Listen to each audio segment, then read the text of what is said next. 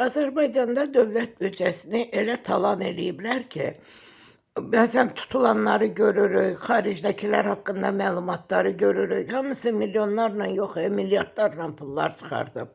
Amma onu istəyirlər yenə kasıbın hesabına doldursunlar. Cərimələri artırırlar, qazı, işığı, elektriki artırırlar.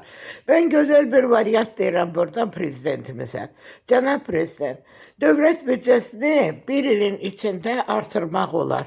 Mən sizə iqtisadçı kimi deyirəm ki, bu yanındakı sağında solundakılar onlar iqtisadçı deyirlər. Onların hamısı maşenniklərdir. Demək birinci nə edəcəksiniz? Özünüzdən başlayın, çox xahiş edirəm. Ailədə neçə nəfərsizsə, hamınız dövlət büdcəsindən maaş alırsınız. İlk öncə öz maaşlarınızı dövlət büdcəsinə hədiyyə eləyin, bir illik. Yəni maaş almayın. Onsuz sizin hər bir şey sizdə havayıdır. İstədiyiniz barmağınızı bir dənə tık eləyən kimi qabağınıza gəlir. Ona görə siz ac qalmayacaqsınız deyimdən, siz üçün qorxusu yoxdur. Sizin köməkçilərinizdir, sizin nə bilim şöbə müdürləridir, müdiriyyətdə işləyənlərdir, hamısının dövlət büdcəsi elə bir gündən ki, bir ilin içində bütün aldığı maaşlar verilsin olar. Məsələn, siz rəmzi maaş da özünüzə götürə bilərsiniz. Necə ki, millətə minimal əmək haqqını hardasa 250-300 manat civarında qoymusunuz. Eyb yoxdur, siz də o da 250-350 manatı minimal dərəcədə güya siz də bunlarla bir yerdə maaş alırsınız. 125 deputatı demək olar ki, onlar işləmirlər. Amma hamısının qəşəng obyektləri var. Ən yaxşısı həmin o deputatların da maaşını dövlət büdcəsinə göndərin.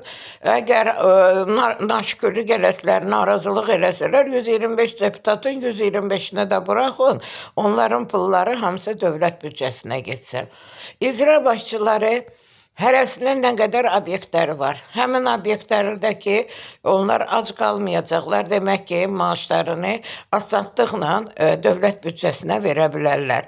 Yəni ki, nazirlərimizdir, ondan sonra yuxarı vəzifədə işləyənlərdir.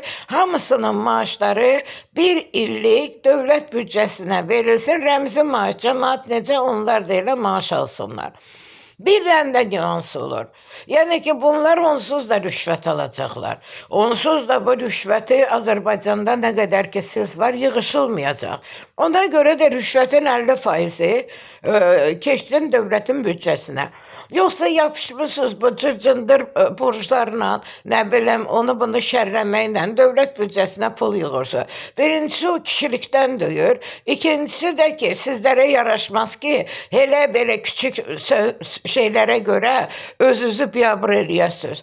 Ona görə mənim ən sizə gözəl məsləhətim yalnız bu ola bilər ki, siz Azərbaycanın dövlət büdcəsini doldurmaq istəyirsinizsə, adicə rüşvətin də 50%-ni keçirdin ora.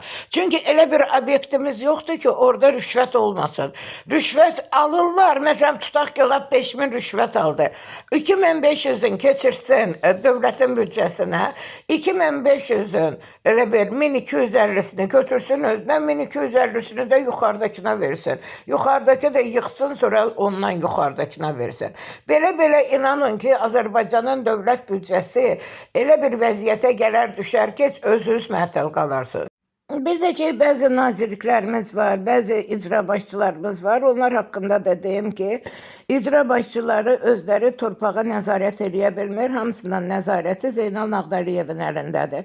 Ona görə də ki, bir dənə idarə yaradın, başına da qoyun Zeynal Nağdəliyevi.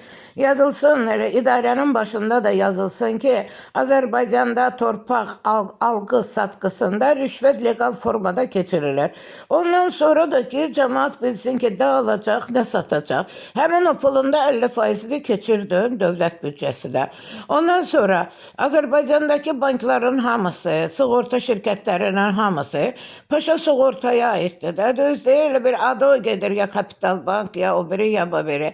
Yəni ki, bunların bir dənə başçısı var, o da Paşa Sığorta. Ona görə də ki, bütün banklar yığışılsın, yalnız qalsın Paşa Sığorta, Paşa Bank, yəni ki, Xalq Bank, bunlar qalsınlar ki, yəni bilinsin Çünki bu Paşayevlərə məxsus olan banklardır. Artıq pullar niyə getməlidir ki? Məsələn, Milli Bankımız boş-boşdan niyə oturub ki orada ki, Milli Bankımızı Heydər Əliyev fondu idarə edir. Ona görə Milli Bankımızın adı da yazın ki, Heydər Əliyev nəzdində Milli Bankımız. Onda hamı da razı olar, bilərlər ki, hədə bu hara gedir, hardan gəlir. Biz yenə də deyirik ki, bəzən adamın özünə də pis gəlir ki, yuxarıda oturanlar aşağıdakı oturanları belə küçümsüyür. Mən də burada yuxarıda oturanlara deyirəm ki, sizin gəldiyiniz, getdiyiniz yolları gözüm açandan görmüşəm. Ona görə də ki, adam olun, kişi olun, qeyrətiniz olsun, namusunuz olsun ki, bir cəmaatın içində gəzəndə kişi kimi gəzən. Yoxsa ki, qorxa-qorxa gəzirsiniz, hamınızın nə qədər axranası, nəyi. Mən başa düşə bilmirəm, amma bu yaşayış deyil, siz bu yıla yaşayış adı qoymuşsunuz. Uşaqlarınız xaricdə yanınızda döyür, bizdən uğurlayıb göndərirsiniz onlara. Buna yaşayış deyirsiniz. Mən buna yaşayış demirəm. Əgər bir adamın ki, balası yanında döyürsə, o onun yaşayışı deyil. Azərbaycanın balalarını İlham Əliyev, sən dedərgin salmısan. Heç kim Azərbaycandan 5 manat pul tapan qaçır. Çünki niyə? Azərbaycanda yaşayış yoxdur. Yəni, heç olmasa gəlirlər Rusiyadan, Qazaxstanın, oran-buran bazarlarında alverdə olsa eləyirlər savadlı uşaqlarımız. Ona görə deyirəm ki, gəlirlər jurnalistlər zatlar İlham Əliyevi tərifləyirlər. Vay, İlham Əliyev belə elədi, Putinə bunu dedi, Trumpa bunu dedi. Həqiqətən gülüşdür, həqiqətən gülüşdür. Mən bilmirəm ki, o Putinə, Trumpa nə deyir, amma bir onu bilirəm ki, İlham Əliyev özü istəmiş olsaydı, özü normal ölkəni idarə eləyərdi. Demək ki, İlham Əliyevi də idarə eləyənlər var. Ona görə oturun, baxın, görün ki, bu milləti az incitin.